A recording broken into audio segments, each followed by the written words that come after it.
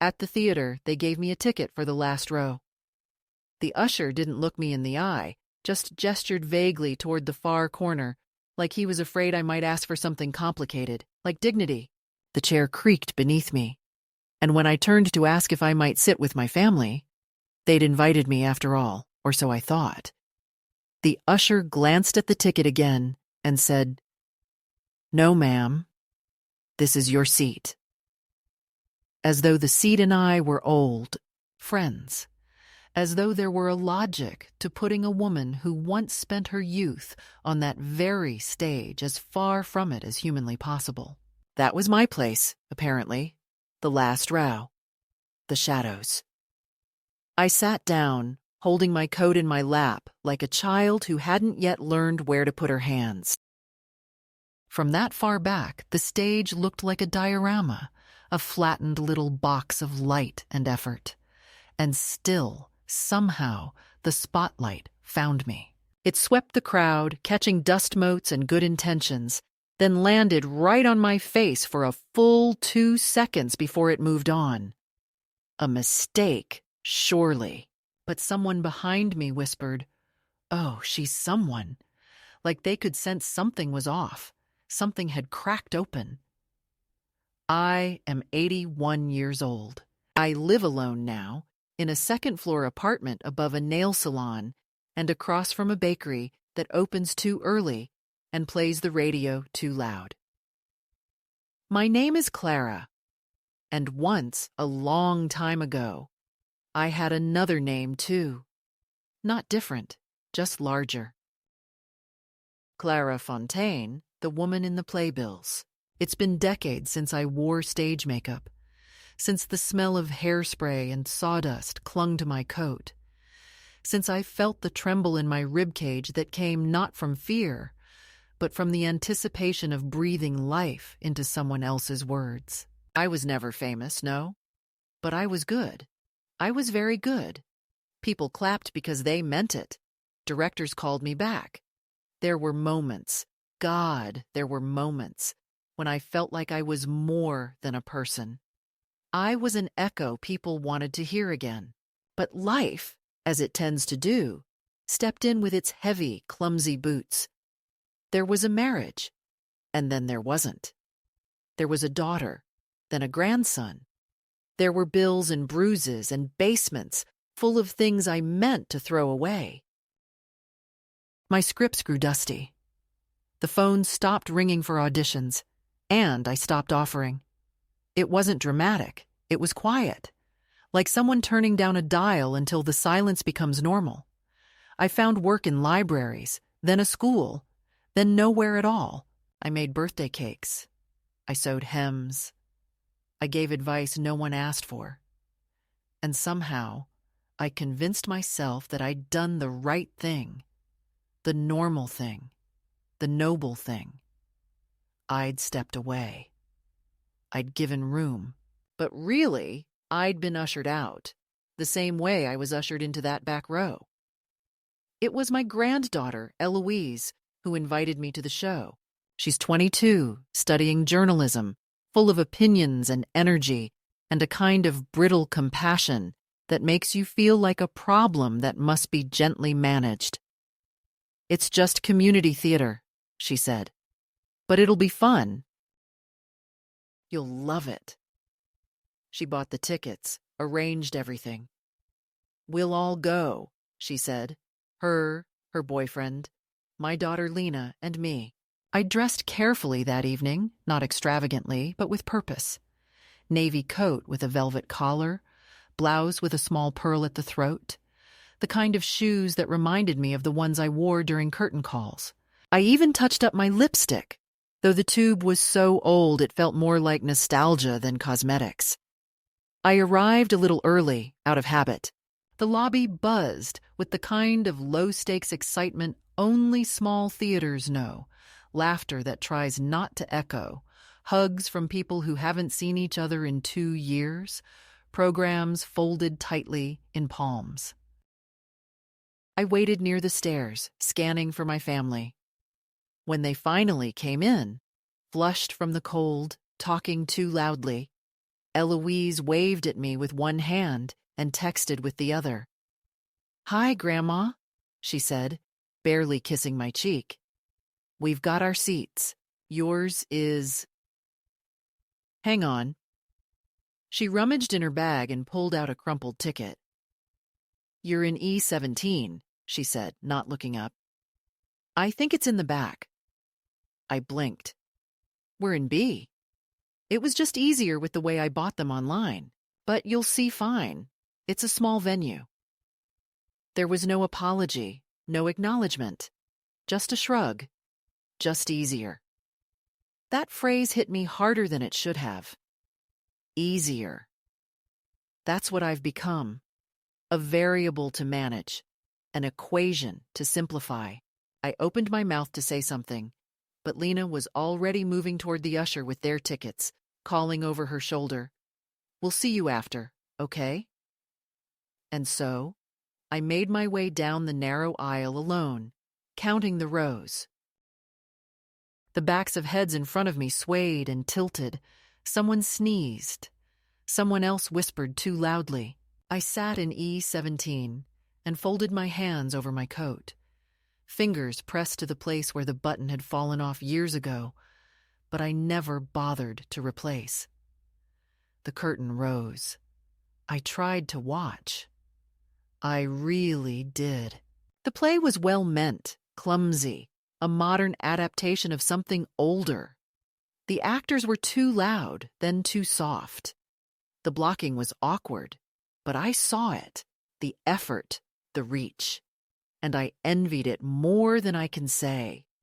Not because it was good, but because it was theirs. At intermission, I didn't move. No one looked my way. My family didn't come back to check on me, didn't wave.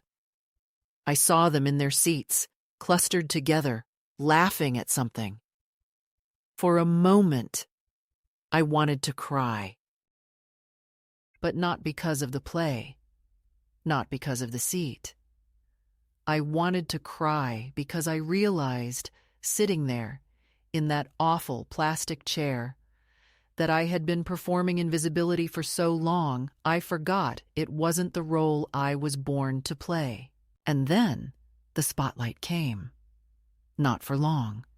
Just a sweep across the crowd, meant to simulate moonlight or a street lamp or some other imagined source. But in that half-second, it hit me, square on, and I knew what to do. I turned my face into it. I didn't smile. I didn't flinch.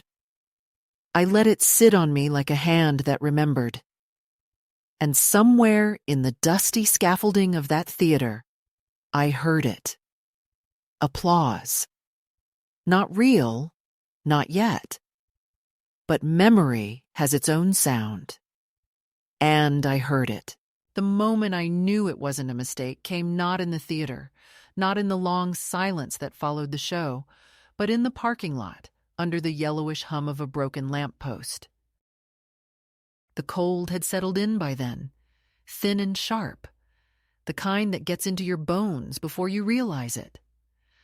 I walked slowly toward the car, careful on the uneven pavement, still holding my coat over one arm like a shield. My family stood ahead, clustered near Lena's car, laughing about something I hadn't heard. I was maybe 15 steps behind them, close enough to call out, but I didn't. I wanted to see if anyone would turn. No one did. Not even Eloise, who had insisted I come, who had said, "We want you there." I watched her get into the front seat, pull the door shut without looking back. Lena opened the trunk and put in her purse. She looked up, saw me approaching, and said nothing. Just waited until I caught up, then turned the key and started the engine. I slid into the back seat and closed the door. "Good show," I said, not because it was true, but because I wanted to be the kind of person who said things like that. The car filled with the sound of the heater and Eloise scrolling on her phone. Lena adjusted the mirrors. "It was okay," she said. "Some of the acting was a bit much." Then she added, as if it were a joke, "But I guess that's theater, right, Mom?" I didn't answer. I stared out the window, watching the other cars inch their way out of the lot, all their tail lights blinking in synchrony, like something mechanical pretending to be human. No one asked me what I thought. No one asked how I felt, sitting 5 rows behind them while they laughed and whispered and shared a bag of butterscotch drops, the way they always used to when Eloise was small. And I sat alone in the last row, watching a version of life I used to know mirrored poorly on stage. Back at the house, Lena went straight to the kitchen. The clink of glasses, the sound of the fridge opening, a cork squeaking out of a bottle. Eloise disappeared into the guest room where she'd been staying since her internship began. I stood in the hallway for a moment, coat still over my arm, unsure if I was meant to follow, to join, to sit. No one said. No one invited. So I hung my coat and walked into the living room, easing myself into the armchair by the window. It was too modern, too deep, the kind you sink into in a way that makes getting up a small battle. On the wall were photographs: Eloise at graduation, Lena on a beach, a blurry picture of some concert stage. But none of me. Not one. Not even from the years when I was the one behind the camera, making sure their smiles were right. I looked for my reflection in the dark glass of the window. All I saw was the lamp behind me, glowing like a distant moon. Lena brought me tea eventually, setting it down on the side table like a nurse delivering pills. "Here you go," she said, already turning to leave. "Thanks," I murmured. "It was kind of you to get me a ticket." She paused. "Of course. I mean, it's not easy to get 4 seats together last minute." That was it. That was the moment I understood. It wasn't a mistake. It wasn't an oversight. I wasn't placed in the back because the system glitched. I was placed there because it made things easier. Because I had become the kind of presence that needed to be gently managed, strategically positioned, distanced just enough to be polite but not intrusive. I was a burden, lovingly arranged out of the frame. Lena smiled faintly and disappeared down the hallway.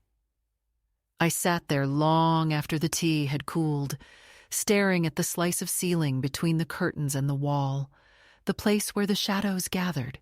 A memory surfaced, uninvited. I was 28, standing in a tiny green room with cracked mirrors, running lines with a girl named Marion. I was playing Blanche, and Marion was Stella. We were both nervous, both brilliant, both waiting for life to either choose us or pass us by.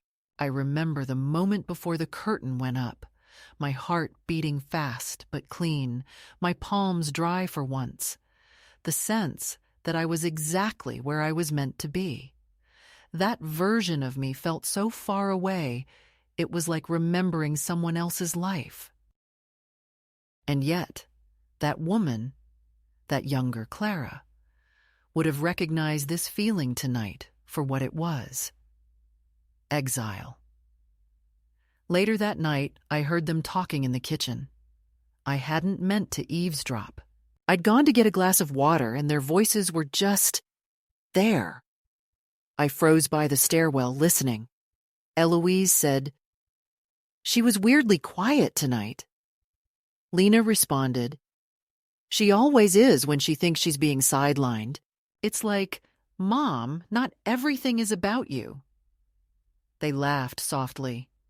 Then Eloise added, "I think she still believes she was some big deal. Like, she was in a few plays 40 years ago, and suddenly she's Judi Dench." Another laugh. Lena's voice. "I know. We love her, but she can be a bit much. That's why I put her back a few rows. She tends to perform." That last word hung in the air like a door slammed in my face. I returned to the guest room without the water. I lay on the unfamiliar bed and stared at the ceiling fan, turning slowly above me, as though even it was bored. I didn't cry. I didn't even flinch. The words had been so casually spoken, so easily exchanged, like facts or weather. I realized then that this wasn't about theater. Not really. This wasn't about one night or one seat. This was about years of being quietly rewritten in their minds, reduced to a quirky elder, a slightly inconvenient relic, a source of stories no one quite believed. They had built a version of me that was easier to carry, simpler, gentler, smaller, a woman who smiled politely, who stayed out of the way, who asked for little and gave just enough to seem grateful. A woman who didn't mind being erased so long as she could sit nearby and hear the laughter. But I did mind. And I had, for a long time. I just hadn't said it out loud. I had swallowed too many of these little cuts, harmless on their own, but together, forming a slow, steady erosion. The invitation to family events that came after the planning. The photos taken without me, then shared without shame. The jokes about my acting days, said with fondness but never respect. Even the way Eloise looked at me now, like someone studying an artifact in a museum. Curious, but not reverent. I thought of the spotlight that had found me, however briefly. It wasn't a miracle. It was just light. But it was enough. Enough to remind me that once, people looked at me because I demanded it, because I stood in front of them and became someone they couldn't ignore. And suddenly, I wanted that again. Not the stage, not the costumes, not the applause, just the clarity, the certainty, the right to be seen. The next morning, I packed my bag early. Lena came downstairs with her phone in hand and stopped short when she saw me. "Oh," she said. "You heading out?" I smiled faintly. "I think I've overstayed." She blinked. No, don't be silly. You can stay." But her voice was too quick, too practiced. "I've got things to do," I said. "And you've got your life to get back to." She hesitated, then nodded. "Well, safe travels, okay? Let us know when you get home." I left before Eloise woke up. The train station was nearly empty. I sat by the window, my coat folded neatly on my lap, the same way it had been the night before. As the train pulled away, I watched the city fade behind me, its edges blurring into something forgettable. I didn't know what would come next. But I knew this. I would no longer sit in the back, waiting to be remembered. After I returned from Lena's house, something shifted in the air around me, though nothing visible changed.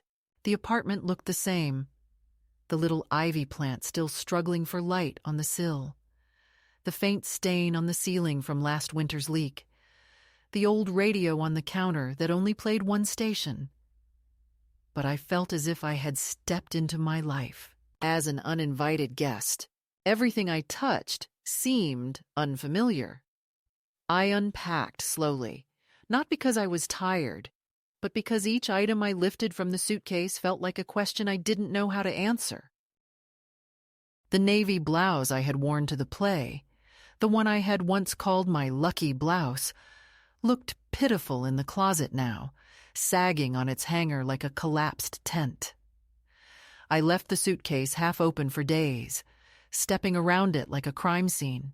I told myself I was just easing back in, that I'd wash everything tomorrow, fold it neatly, sort the mail, restock the fridge. But tomorrow came and went, and still the suitcase remained, half empty, half full, like I couldn't quite commit to staying. I stopped calling. I used to call Lena once a week, just a quick check-in, just enough to stay visible, to remind them I still existed somewhere outside their schedules. I'd ask how work was, how Eloise was doing, and they'd always answer, distracted, mid-task, voices fading in and out as they cooked or drove or scrolled. I thought it mattered that I called, that maybe it helped them remember me. But after the theater, after the quiet cruelty of being deliberately excluded and then laughed about in my own daughter's kitchen, I found I had no questions left. No small talk, no cheerful tones. I let the week pass. Then another. No one called me first. No one asked where I'd gone, if I was well. I might as well have been in the theater still, in that last row, invisible and neatly filed away. The small interactions that had once made up the rhythm of my days also began to erode. The clerk at the pharmacy stopped asking how my arthritis was. The neighbor across the hall, Mrs.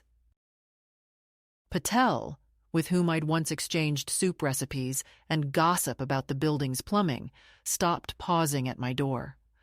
One morning, I opened it to find she'd left her extra paper, as always, but with no note, no knock, just a folded square of silence. I read it at the table, sipping lukewarm tea, the words on the page blurring into a fog of ink. It was as if the world sensed my unraveling and politely turned its head. Even my own body seemed to retreat. My joints ached more than usual, my appetite thinned to barely there nibbles, and my voice, once my greatest tool, grew quieter, hesitant. When I spoke to myself in the mirror, which I did more often now, reciting half-remembered lines from old roles, the sound echoed strangely, like it came from another room. I didn't recognize it.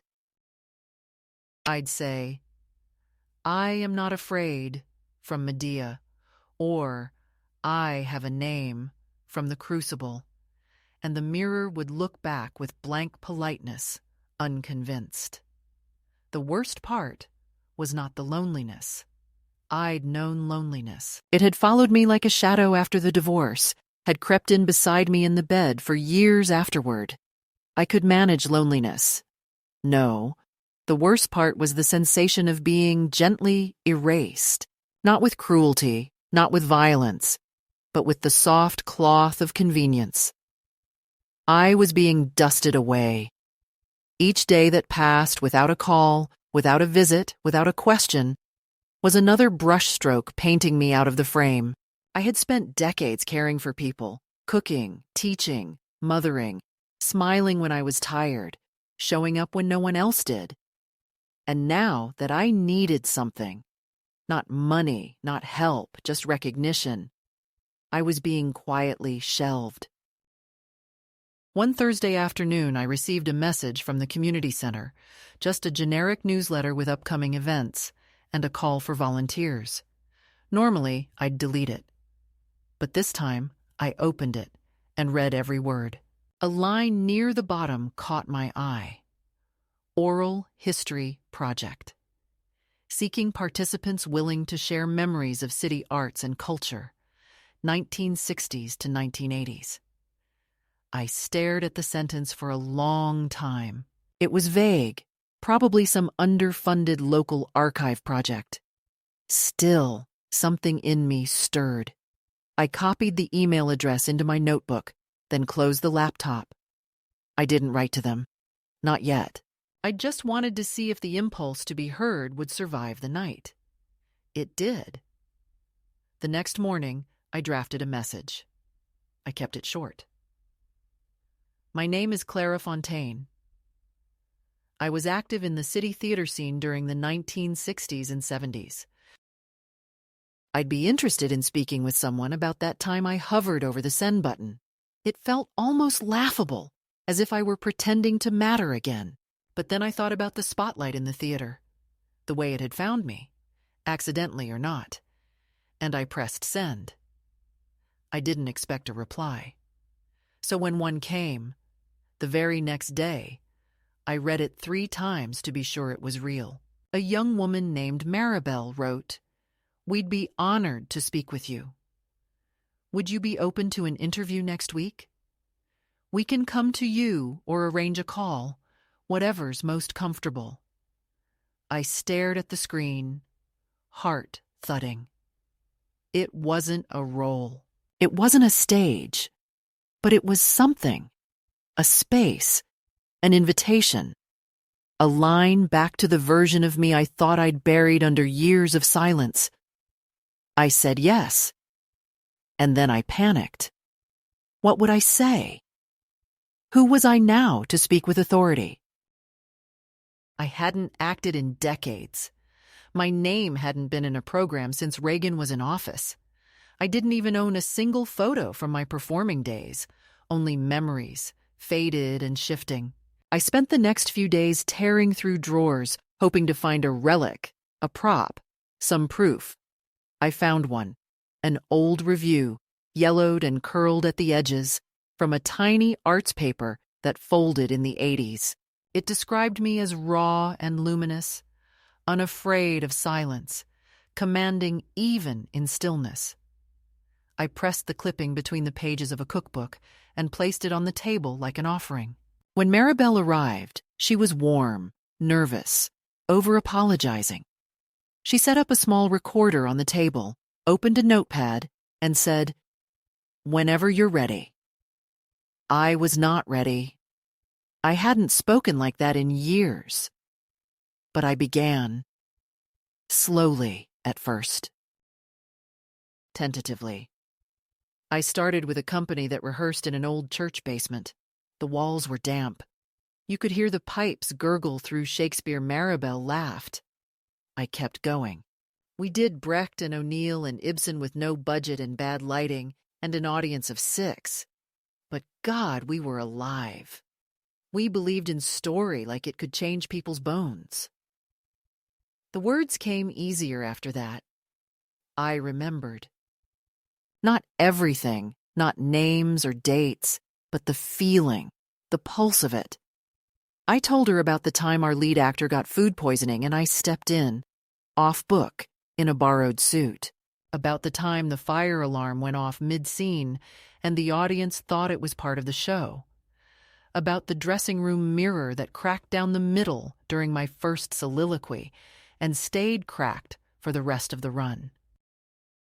I told her how I used to stand in the wings and whisper, "Be bold, be better, be seen," before every curtain rise. When we finished, Maribel said, "Would you mind if I recorded a short clip of you reading something, just to include in the archive?" I nodded. I didn't ask what. She handed me a printed monologue. It was unfamiliar, modern. I read it anyway.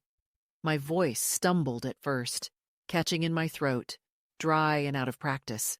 But by the 3rd line, something clicked. My diaphragm remembered. My breath dropped. My vowels rounded. My spine lengthened.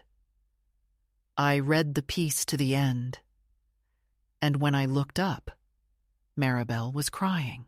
That night, I sat in the dark with a cup of tea, staring at nothing, not in sadness, not even in nostalgia, but in awe, because I had felt it again, the certainty, the presence. The part of me that had been quietly fading, like a name on a headstone in the rain, had stood up. She was still here, not young, not flawless, but whole. And that was when the fear started. Because once you remember you're alive, the silence around you begins to feel violent. The next morning, I stood in front of the mirror longer than I had in years. Not out of vanity, but with a sort of quiet reverence, as if I were waiting to see whether the woman from yesterday's interview had truly returned, or whether she'd vanished, with the applause I imagined echoing inside my head.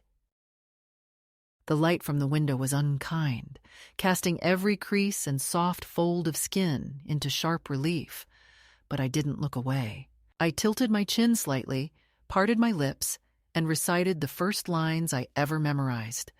Chekhov, I think, or maybe Shaw. Something about not asking the world for forgiveness, just because you kept breathing. My voice was hoarse but present, rusty but recognizable. There was a tremble at the edge of it, not from fear or frailty, but from the awe of recognition, the way you might feel if you opened a drawer after 40 years and found the exact necklace you thought had been stolen. It was still mine, my voice, my rhythm, my weight in the room. And suddenly, I couldn't remember why I had allowed so many years to pass in silence, why I had accepted being spoken over, being smiled at and ignored in the same breath, being mentioned only in holiday cards and text message chains. It wasn't rage that rose in me. It was clarity, sharp and undeniable, like finally hearing a bell you didn't know had been ringing all along. Later that afternoon, I returned to the theater, not the grand old stage where I'd once performed. That one had been gutted long ago and turned into luxury condos, but a small black box venue tucked between a barber shop and a closed bakery. I'd passed it a dozen times without thinking, assuming it was defunct or empty, but that day the door was propped open with a sandbag and a handwritten sign taped to the glass read, "Open Mic Rehearsal. Actors welcome." I walked past it, then doubled back, pretending to check my phone, my heart beating faster than it had in weeks. I stood outside for a moment, listening to the muffled thrum of voices inside, the occasional burst of laughter, the sound of a folding chair scraping across linoleum. I had no intention of going in. I hadn't prepared anything. I didn't even know what they were doing in there. But my feet betrayed me.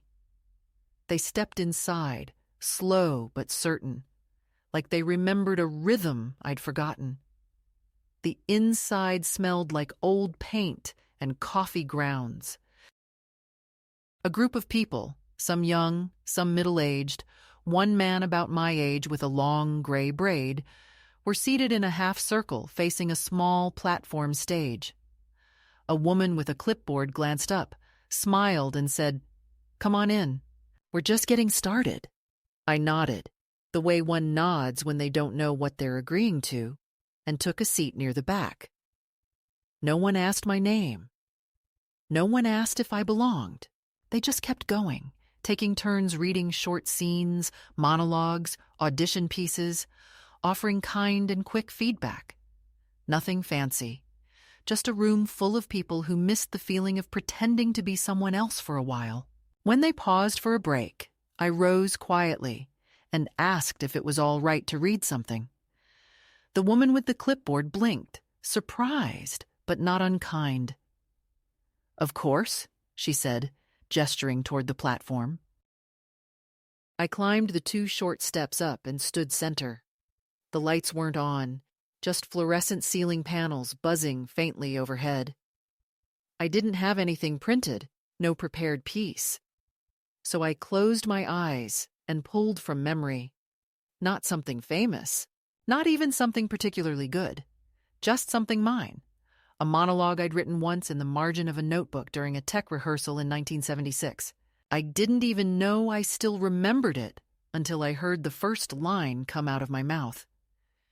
You can only vanish if someone's still looking for you.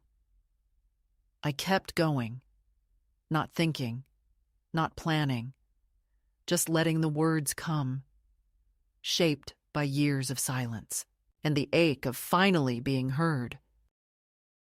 The room was quiet when I finished, not dramatically so, just a thoughtful hush, the kind that happens when people aren't sure if clapping would break something fragile. Then the man with the braid said softly, "That was real." And someone else whispered, "Thank you." I didn't cry.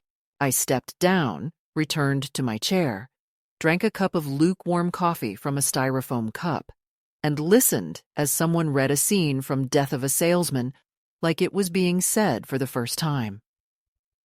Afterward, people came over to shake my hand. No one asked where I'd trained or what I'd done. No one asked for credentials. They just said, "Will you come back next week?" And I said, yes, because something inside me had cracked open, not in pain, but in possibility. That night, I walked home slower than usual, not because of my hips, but because I didn't want the night to end too quickly. The city was cooling down, a thin breeze threading through the trees, streetlights blinking on one by one like quiet invitations. I passed the old theater, my old theater, and stood for a moment on the opposite sidewalk, looking at the windows on the second floor where the green room had once been. There was nothing left of the place I knew. No posters, no chipped paint, no scent of sweat and foundation. But I still remembered the way the wood floor creaked right before your entrance, the way the curtains smelled like dust and hope. I closed my eyes and saw it again, not perfectly, but enough to know I had once been part of something that mattered, that was alive, that left a mark, even if no one else remembered. When I got home, I went to the closet and pulled down the box I hadn't opened in over 20 years.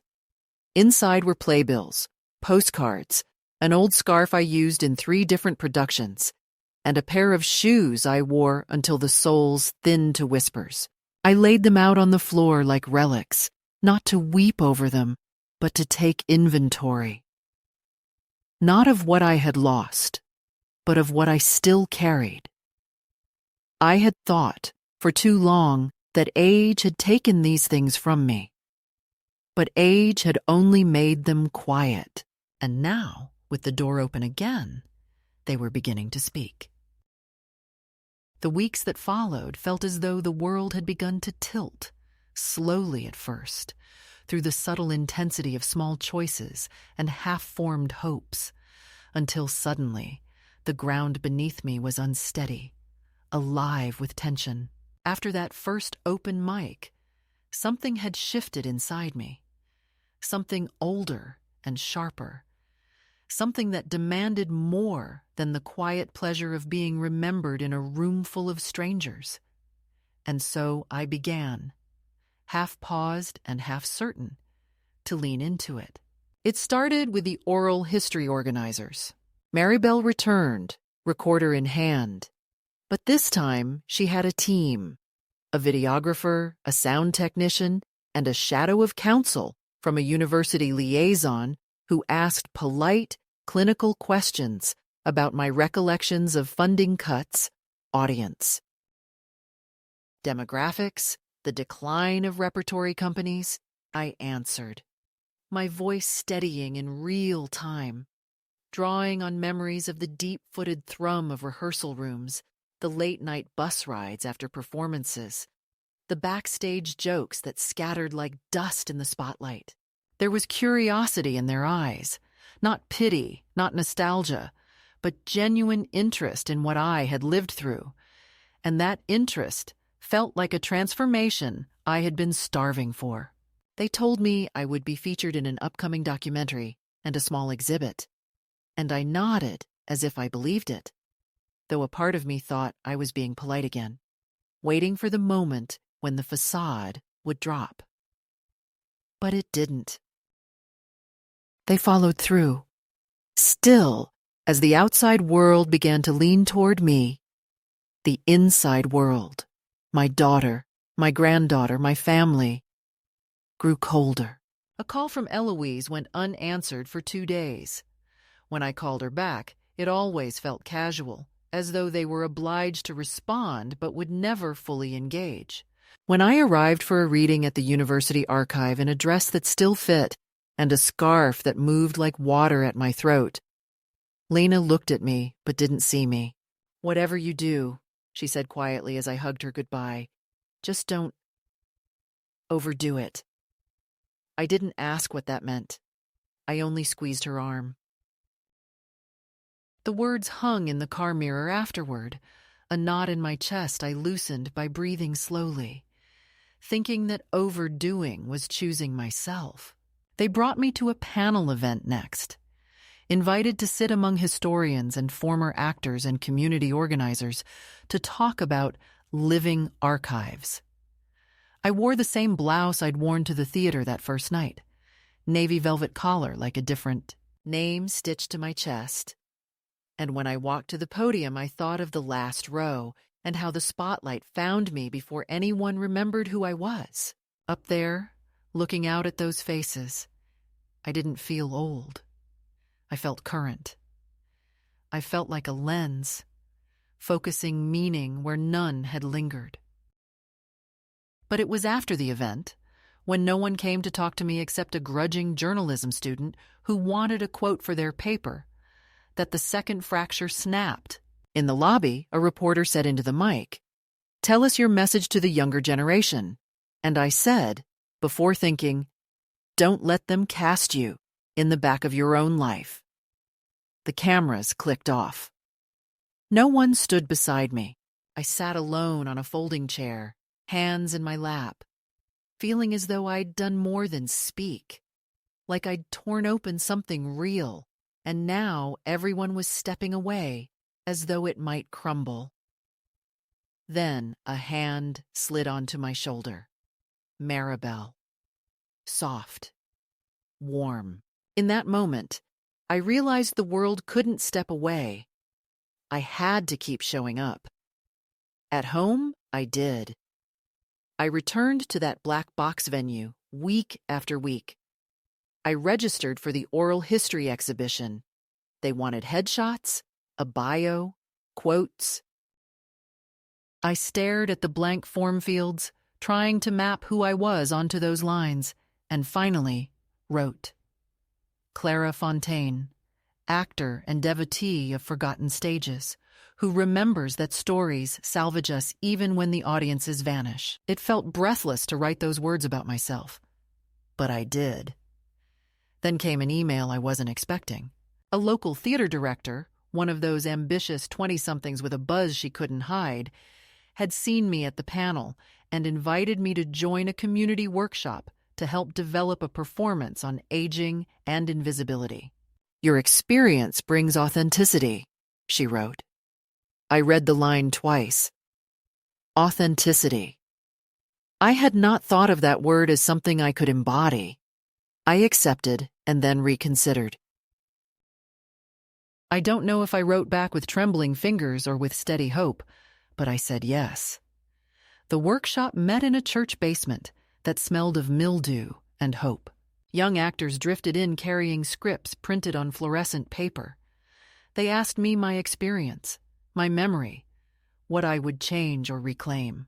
The young director, Jessa, stood and said, "We want to capture that moment when someone realizes they've been minimized and what it takes to speak again." She looked at me. I thought of that seat in the back, the joke in my daughter's kitchen, the soft erasure of years. And I spoke, not as a teacher, but as someone who'd lived inside the feeling, who had finally found the vocabulary for reclaiming it. The group listened. The scene grew around me, shaped not by dramatic scenes, but by the gravity of truth. They asked for more, scenes, fragments, memories. I gave them a script, my script, drafted in the margins of a notebook, that line I'd whispered on the platform. You can only vanish if someone's still looking for you. They turned it in circles, echoing it, offering silences in between words. When they finally read it in performance, the room leaned in as though they were hearing me. I watched from the back row, no apology whispered in my ear, no apology offered, just a quiet standing among them. I still hear the warnings, don't overdo it, let it go, move on. They flow around me like wind, but they no longer make me sway. I have begun to feel visible in ways I never thought possible. My name is back in programs, on web pages, in the hushed curiosity of students and strangers and memory keepers. I feel present. Not just tolerated, not just fondly remembered, but alive. The second escalation wasn't loud. It wasn't stark. It was the build, the pivot, the feeling of time pushing me forward by inches until I realized I couldn't stand still anymore. And though the wound of being pushed there still blooms in those quieter moments, phone unanswered, glance redirected, there is now something deeper anchoring me, the memory of my own name, spoken in the light, the authority of voice honored again, realized, and that is enough to keep me writing the next chapter. It happened quietly, without ceremony or announcement. Just a message in my inbox with a subject line so unassuming I nearly deleted it. Space available for one woman slot. Fall program. I clicked it open expecting a list of auditions or another community event flyer, but instead I found a message from Jessa, the director from the workshop, asking if I'd be interested in developing something of my own for the fall fringe season. "We're holding a slot," she wrote. "If you're willing, it's yours." I sat there for several minutes, reading and rereading those words. I don't know what I expected would come of those long evenings in the church basement, the stories I'd handed over like pages torn from a diary. But I hadn't expected this. A slot. A stage. My name, again, as author, performer, center. The idea should have frightened me. It had been decades since I'd memorized more than a grocery list, and my body no longer moved the way it used to. My voice cracked sometimes without warning. But what I felt instead was a trembling certainty. I didn't hesitate. I typed, "Yes, I'll do it." Then I turned off the lamp and sat in the dark, hands folded over my stomach, trying to steady the thrum in my ribs. It was coming, I thought. The reckoning. The return. But it wouldn't look like it once did. There would be no chorus, no lavish set, no director feeding me notes from behind a clipboard. This time, it would be only me. My words. My truth. And no one to interpret it but the audience sitting in the dark. I began with silence. Not on stage, not yet, but on paper. I opened a blank document and stared at it for nearly 2 days, refusing to type a single word until the voice inside me was ready to speak without apology. Eventually, it did, not with brilliance or clarity at first, but with insistence. The opening line came as a whisper. They left me in the last row, but the spotlight remembered, and from that single sentence, everything else began to form. I called it Last Row, a piece not about theater, not really, but about the slow death of being unseen and the strange, holy violence it takes to step back into view. I wrote it in fragments, the way memory moves, and laced the scenes with images I had carried in my chest for years. The cracked mirror in the dressing room, the creak of floorboards before the first line, the hum of silence when applause dies, and the house lights don't rise right away. Rehearsals happened in my apartment. I printed the script and read it aloud each day, at first like an exercise, then like a ritual. My voice faltered, caught, shook itself free. I practiced with a flashlight propped on a bookshelf, imagining the beam as a spotlight. My living room transformed briefly into something sacred again. I recorded myself, listened back, cringed, adjusted, tried again. I made space for the version of me that had once commanded a stage. She was rusty, yes, and older, certainly, but she was still here, waiting only for permission. I gave it. On opening night, I wore the navy blouse and the same scarf I had worn to the panel. I pinned my hair with care, put on lipstick that hadn't seen daylight in years. The theater was small, only 16 seats, a converted classroom above a co-op bookstore. But it was enough. The audience filtered in slowly. Some from the community group, some from the workshop, one or two unfamiliar faces. And then, near the back, Lena entered. She looked around, uncertain, and sat alone in the last row. No Eloise, no polite smile. Just her, in a beige coat, clutching a program like she didn't know whether to read it or hide behind it. The lights dimmed. The room stilled. I walked on stage without music, without fanfare, barefoot the way I used to in final tech runs. I stood in the center and let the silence stretch until I felt the audience lean in, then said, "At the theater, they gave me a ticket for the last row." The spotlight found me first, a pause. Then, it wasn't meant to. But it did. Like light knows something we forget. I could feel the hush deepen, the audience caught in the hush between breath and meaning. I told them everything, not through confession, but through constructed truth. Scenes shaped by real moments, lines drawn from wounds I had stopped denying. I spoke of the phone that didn't ring, the birthday slideshows where I was missing, the dinners where I took photos instead of being in them. I told them what it felt like to disappear not all at once, but slowly, through omission, until you become a convenient afterthought, a footnote in a life you helped build. I didn't cry. My voice held. My body held. I delivered the final line, "You only vanish if you agree to go quietly," and the room stayed still for one long breath, then another, and then came the sound I hadn't known I needed: applause.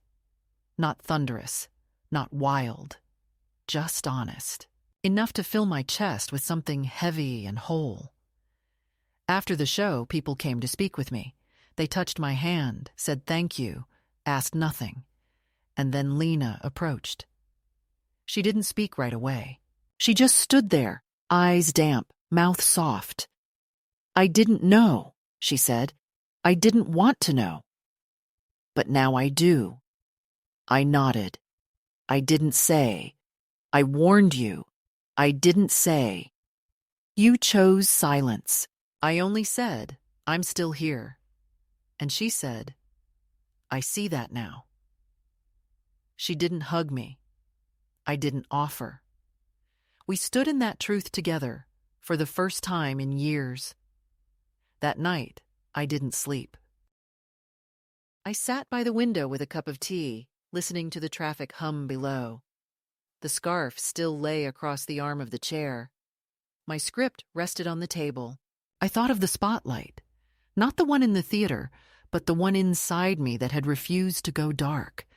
It had waited, patient, steady, and finally, it had been turned outward again. Now the days pass in a rhythm I recognize, not for its speed or excitement, but for its intention. There's a steadiness to how I move through the hours, a kind of quiet certainty I didn't have before. Not the arrogance of youth or the frantic hope of being seen, but something older, something earned. I wake early. I make tea in the heavy blue mug I once brought to rehearsals. I water the plant that still leans toward the morning light.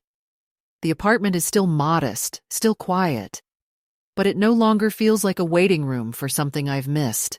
It feels like mine. On the wall, above the writing desk, I've pinned the flyer from the show, the one with my name in thick, imperfect font. And next to it, the photograph someone took of me just after the final bow. Standing still, hands loose, eyes forward. The light, catching the silver in my hair like an unspoken answer. I look at that image sometimes and remember the moment not as a peak or victory, but as an alignment, as if the years had finally come to agreement inside my body, as if the girl who once whispered lines to the mirror and the woman who had learned to live in silence had shaken hands at last. Lena calls now. Not often, not dramatically. But when she does, her voice holds something different. Less distance, more presence. She asks what I'm working on, not as a formality, but with real interest. Eloise sent me an email, short, a little clumsy, saying she had read about the show in a blog post and that she was sorry she missed it. I replied with a line I meant sincerely. The door is open. I didn't write more. I didn't need to. Some relationships don't resolve with fanfare. Some heal only in the space you stop forcing. I don't know if we'll become close again, or if they will ever fully understand the way their absence shaped me, but I no longer need that. Not the apology, not the clarity. I needed the story to be told. I needed to stop holding it in my mouth like a stone. Sometimes I walk past the old theater, or what's left of it, the shell of a building now used for bridal expos and weekend markets, and I don't feel bitterness. I feel gratitude. That space, that stage, those wooden beams that once echoed my voice, they made me, but they didn't finish me. I thought for a long time that everything worth saying had already been said, that I had peaked in a past no one remembered. But the truth is, I was not done. I had only been paused. And it took being pushed to the edges of rooms, of conversations, of memory, for me to choose to return to the center. There's a new group forming at the Black Box Theater. They've asked me to mentor, to sit in, to guide. Not because I'm a relic, but because I still know how to listen between the lines. And I've started writing more. Not plays exactly, but fragments. Monologues, letters to my younger self. Words I wish someone had spoken aloud when I first began to vanish. Maybe I'll perform again. Maybe I won't. That's not the point anymore. The point is, I am no longer shrinking. I no longer wait for someone else to cast me in my own life.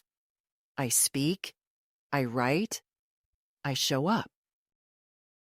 To the woman reading this who feels like she's been placed in the last row, out of the way, out of focus, out of frame, I want to say this: the light hasn't forgotten you. Even if they've stopped asking, even if the calls don't come, even if the mirror starts to reflect only fatigue and faint lines, the light remembers. You are not finished. You are not ornamental. You are not only your usefulness. There is a stage that still fits you, even if you have to build it plank by plank from memory and willpower.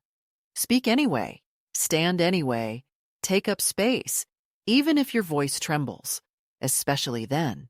Because once the spotlight touches you again, you will remember what it feels like to be seen, not as someone who used to matter, but as someone who still does.